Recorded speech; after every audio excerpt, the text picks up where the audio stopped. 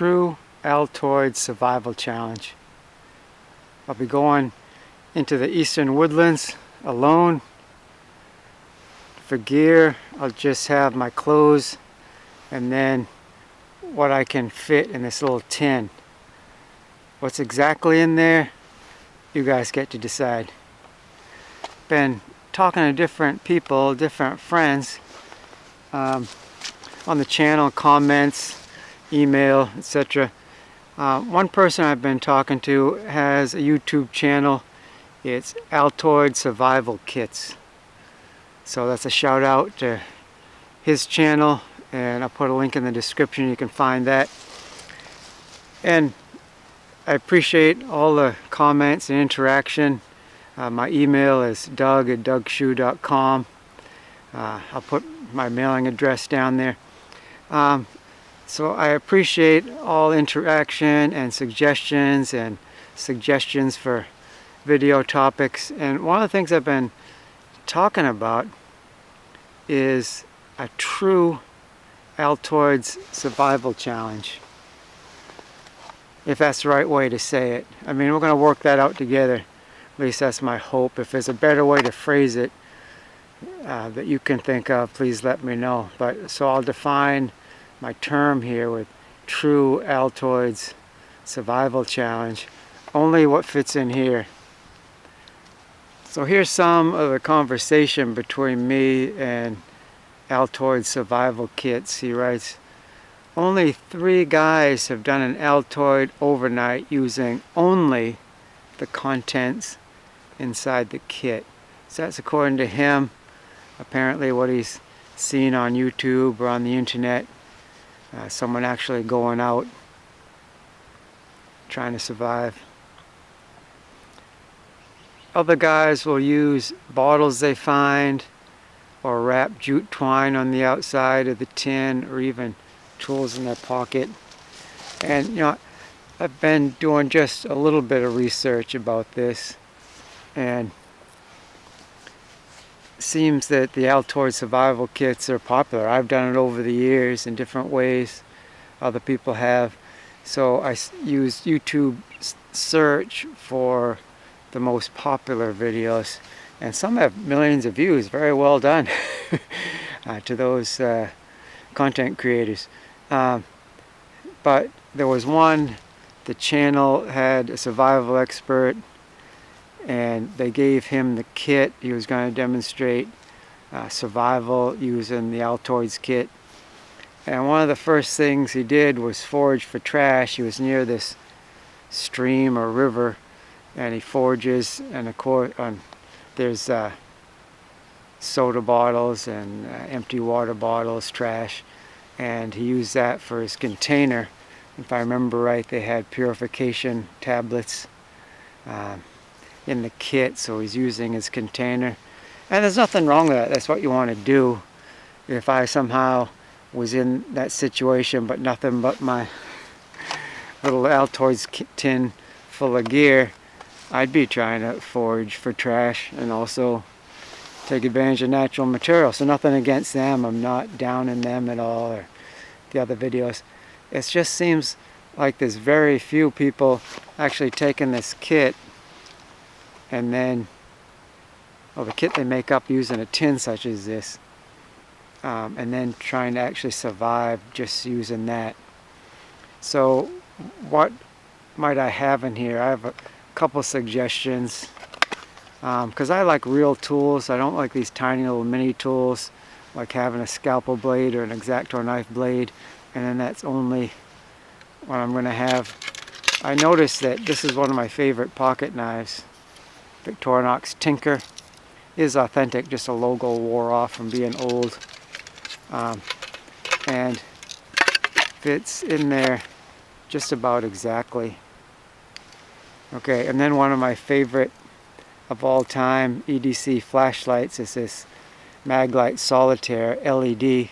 Back in the day, all we had was incandescent, and that thing is so weak it's not useless, but it's like moonlight setting, and that's all it has. But the LEDs are good. I've modified it just slightly with this hat clip. So, and that fits in there. I even got color coordination with the two tools together. And the Altoids colors. Does that stand for something? We got style, okay? We're trying to survive. Maybe we'll die, but we got style. All right. So that's my suggestion. Let me know what you think about that, because I don't want to gimmick. You know, if this is all I have, I'm not a wealthy man. You guys know that. And, you know, my ancestors kind of climbed and clawed their way out of poverty, went through some really tough times. So I was taught to be frugal, and you know, even I started off, didn't have much means. I'm not rich now, but you know, I can afford some decent quality tools. I don't mind everyday man type stuff, nothing exotic, fancy, expensive, but you know, the Maglite isn't much. The Tinker, I think I got at Tractor Supply on sale for 15 bucks, maybe $14.99. Okay, so common man type stuff. I know I've shown you a lot of dollar store stuff. I'm not opposed to that, but really, this is all I'm going to have. I might lean towards some more rugged type stuff. We'll see how it goes. But, you know, your comments are important here. I'm going to build the kit from the communication I have with the viewers. And then I'll actually go out. I'm thinking the White Mountains. I'm thinking start early in the day, hike at least a few miles in. So I'm at least a few miles from the closest road, away from trails, you know, no houses anywhere. I want to be miles away from any other person. And doing overnight until into the next day, surviving, dealing with the weather, navigating, everything. Just all the tools I have is right here. And I'm thinking, but I'm listening to the viewers, what you have to say, is I'm thinking I'll take the tools, whatever I have, and my hands, and processing materials and using natural materials to affect my survival. But I'm not convinced on that, because, you know, one of the things I'm going to try to portray is how easy or hard it's going to be to actually survive in the wilderness alone with this. Because I think there's a lot of people out there, they just have this is their survival kit, and this is what they're planning on to survive with. So you get cold weather and rain, maybe even snow. Most people have never built a shelter just out of natural materials with just what you can carry in here, and I'm not sure they'd be able to.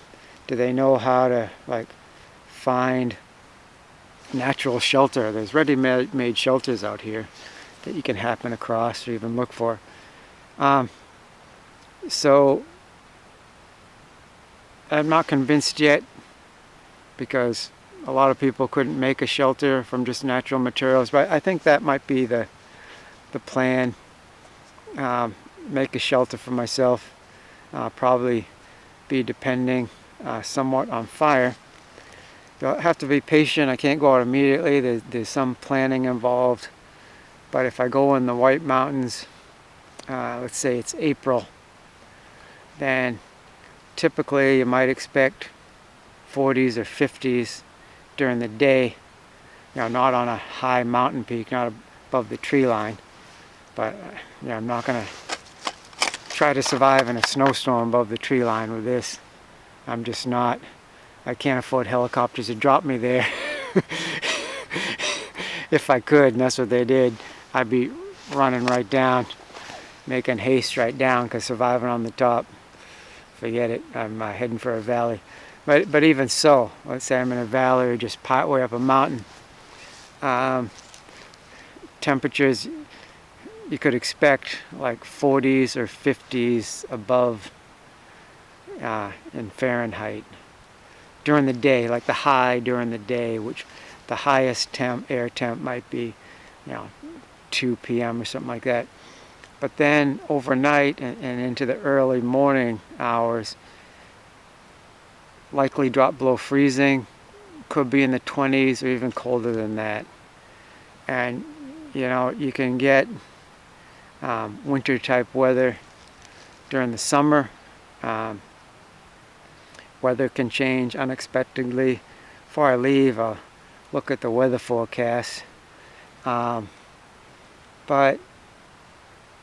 could easily get down to the 20s Fahrenheit.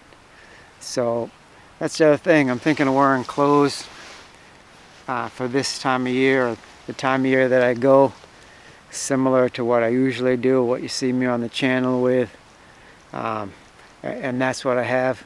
A lot of people don't, you know, just have shorts and a t-shirt. But I have to be responsible. I'm a family man, still relatively young. This is, you know, I think too young for the chariot to be swinging low and taking me off to the land beyond. You know, but in all seriousness, don't have a safety crew. If the channel grows, it all depends on the viewers. You know, it's up to you guys how much you watch and share and recommend my videos. You know, if you choose to subscribe or not, all that matters. Maybe at some time in the future I'll have a safety crew.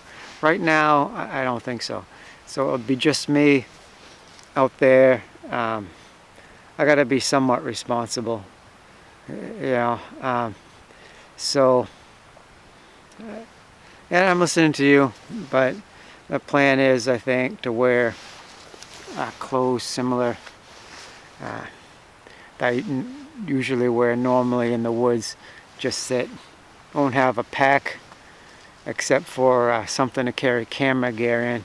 Thinking of bringing 2 cameras, full-size tripod, miniature tripod with another camera, at least 1 external mic, a bunch of camera batteries, and different camera gear so I can get different angles if I have the time and the energy. Putting the wide angle lens camera up on a tree looking down at me, I'd get different shots for interest and entertainment, you know, so you can also see the action and see the natural beauty. So have camera gear, but I just won't be using that for survival unless, you know what, I really injured myself, or it just unexpectedly against the forecast turns into like real winter weather. I'm getting hypothermia, or you know,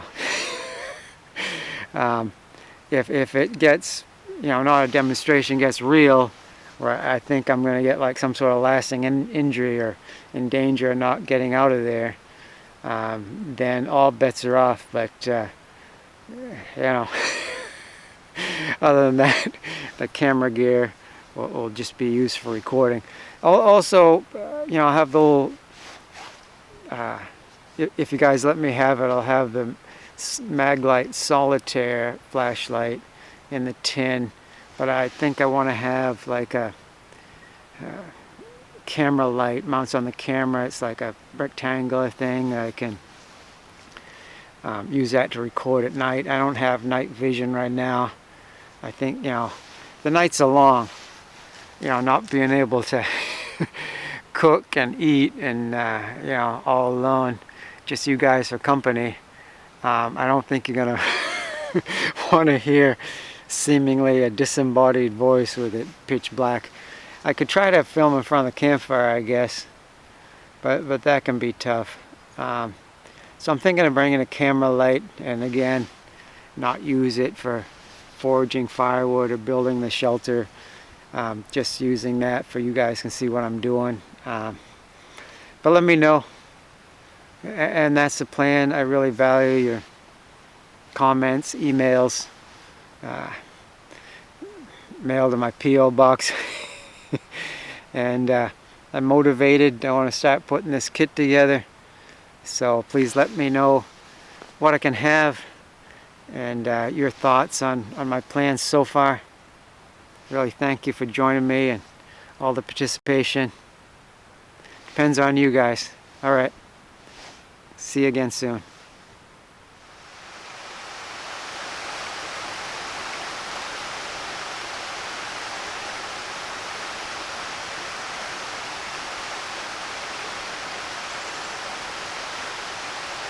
The wind blows where it wishes, and you hear its sound, but you do not know where it comes from or where it goes. So it is with everyone who is born of the Spirit. John 3:8.